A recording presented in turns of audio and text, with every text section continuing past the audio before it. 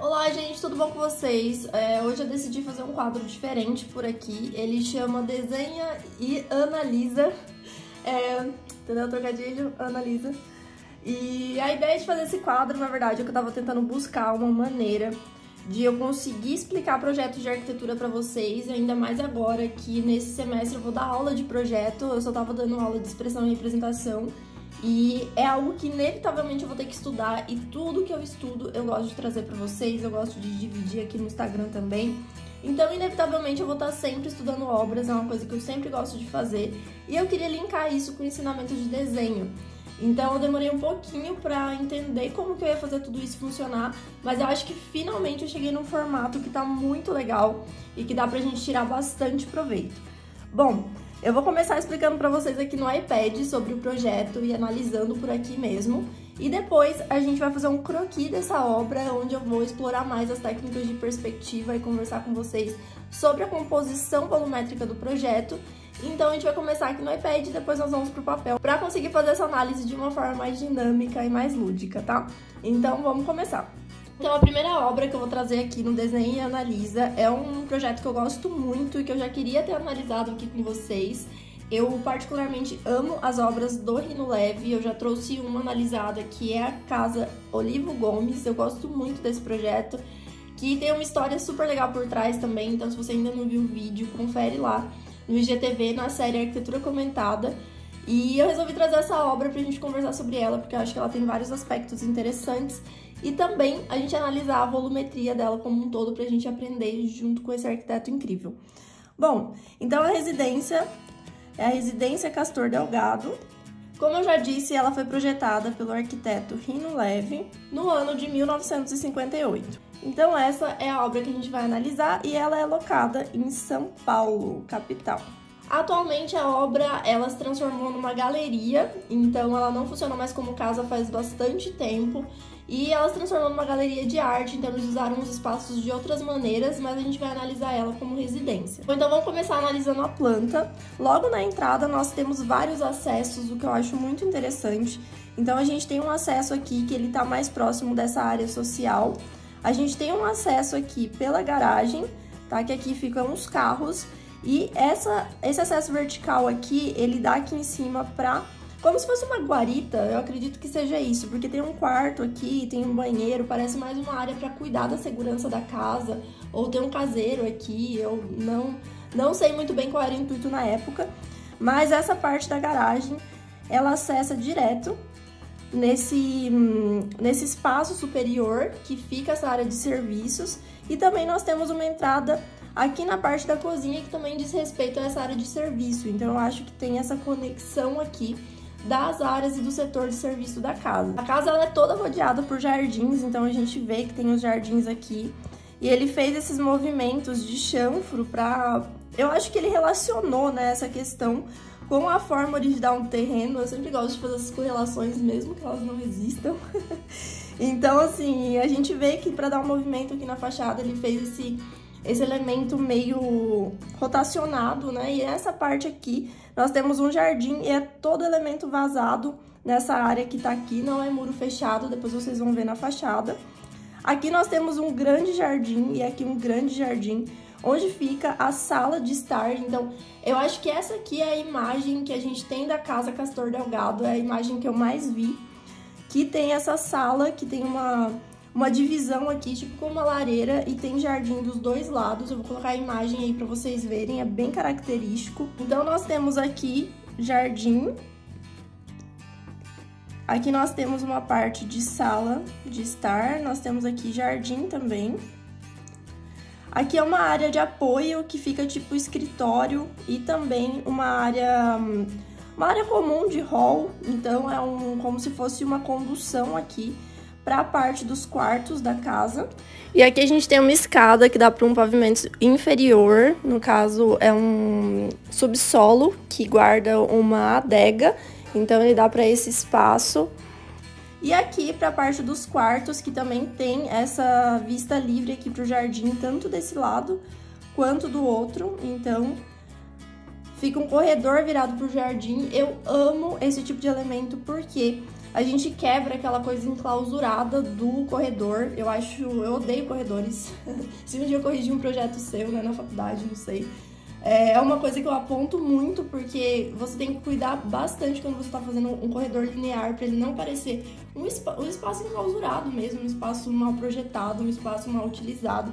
Então eu acho que dá para você criar essas possibilidades com iluminação zenital, dá para você criar essa questão dos jardins, de elementos vazados no corredor. Eu acho que sempre a gente tem que tomar cuidado com isso, é algo que eu pego no pé. E eu acho que ficou muito bem resolvido aqui, achei muito legal. E aqui nós temos as divisões de quarto, de banheiros, né? Então tem toda essa área social aqui que dá pro fundo. E nessa parte nós temos uma pequena área de jantar, que eu acho que servia mais para a parte dos funcionários, né? Uma pequena área de jantar aqui. A parte da cozinha e a grande mesa fica aqui nessa área livre, no meio da casa. Então, toda a área social se concentrou bem no coração da casa mesmo. Essa parte aqui do fundo, que é a edícula, ela foi construída depois, ela não faz parte do tombamento do projeto, inclusive. Então eu acho que, não sei por que eles construíram essa edícula depois, mas ela conta com algumas áreas sociais, talvez seja para serviço, algum escritório, ou também alguém que poderia ter utilizado esse espaço como uma área independente para o morador, um hóspede, não sei, gente. Essa edícula foi construída depois e a gente não identificou o uso dela porque ela não faz parte do projeto original, certo?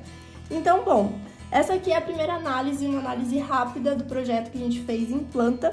E agora a gente vai para a parte da volumetria.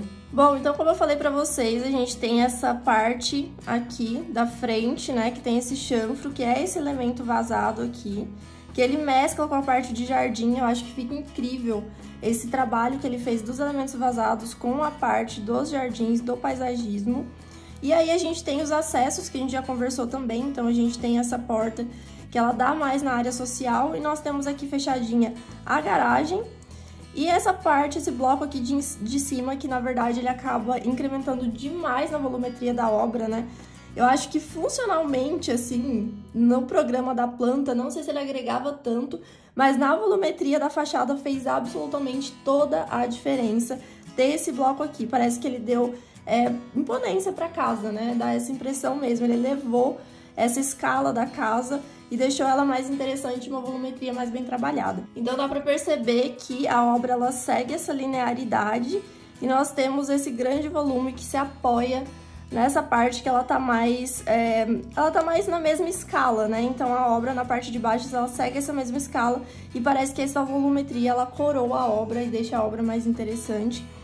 E nós temos aqui o paisagismo, eu achei bem interessante essa árvore bem aqui no meio do caminho, né? Eu acho que colaborou também com essa questão da composição de fachada. Geralmente a gente não faria isso, né? Porque parece que ela é um obstáculo para circulação.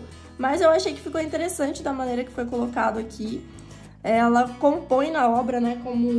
Como fotografia, não sei, eu achei que ficou bem interessante. E os jardins que eles estão... A obra tá imersa em jardins, né, gente? Então, eu acho que fica muito interessante a gente ver também esses elementos de paisagismo saindo da obra, né? Invadindo a parte externa também. Então fica esse diálogo legal. Bom, é isso então da nossa análise rápida de projeto que a gente fez aqui. E agora a gente vai fazer um croquis dessa fachada para eu explicar algumas técnicas de perspectiva para vocês de croquis rápidos. Bom, gente, então vamos pro desenho. Eu estou aqui com a imagem da obra. Dá pra ver que é de 2 pontos de fuga. Eu consigo ver as convergências, tá? Então, só de olhar uma imagem, você já tem que saber se ela é de 2 pontos ou um ponto. Aqui a gente consegue ver que ela converge para 2 lados diferentes, então é bem simples de encontrar essas convergências. E eu vou reproduzir utilizando 2 pontos também. Então, vamos para o nosso croquis. Bom, então eu comecei marcando a minha linha do horizonte e escolhendo a quina que eu vou marcar para fazer o projeto. Eu escolhi bem aquela quina do elemento vazado. Então, depois eu comecei a entender as proporções para marcar até onde ia cada coisa e subir esse nosso pavimento superior. E comecei a montar toda essa volumetria básica, então bem geométrica mesmo, e começar a entender essas primeiras proporções antes de colocar qualquer detalhe, tá, gente? Então tem que ter essa geometria, essa volumetria básica antes da gente definir qualquer coisa que a gente vai colocar no desenho. E como a proposta aqui é fazer um desenho rápido, eu já comecei a passar a nanquim. em toda essa volumetria inicial e já comecei a colocar os detalhes dos elementos vazados. Então daqui pra frente a gente pode graficar em cima dessa primeira base que a gente fez e a gente se sente mais seguro porque tá tudo no lugar.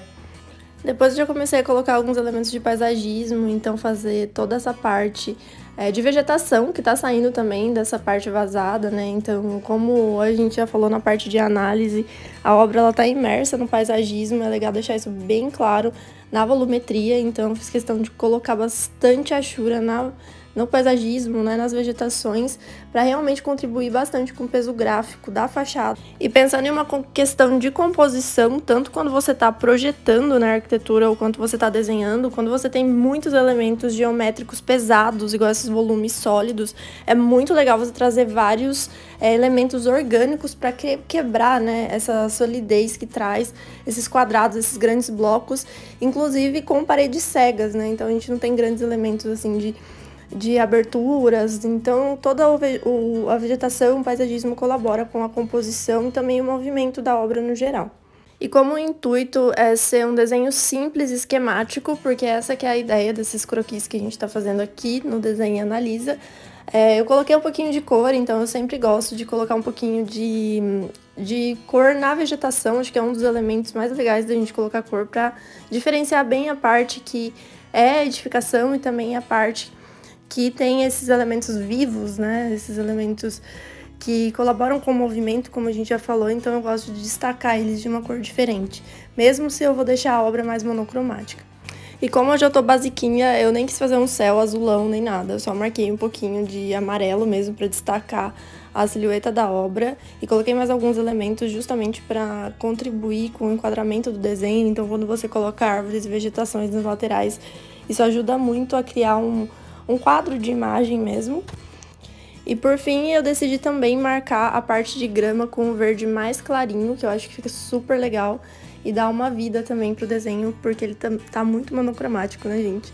Bom, gente, é isso. Espero que vocês tenham gostado e a gente se vê nos nossos próximos vídeos de Desenha e Analisa.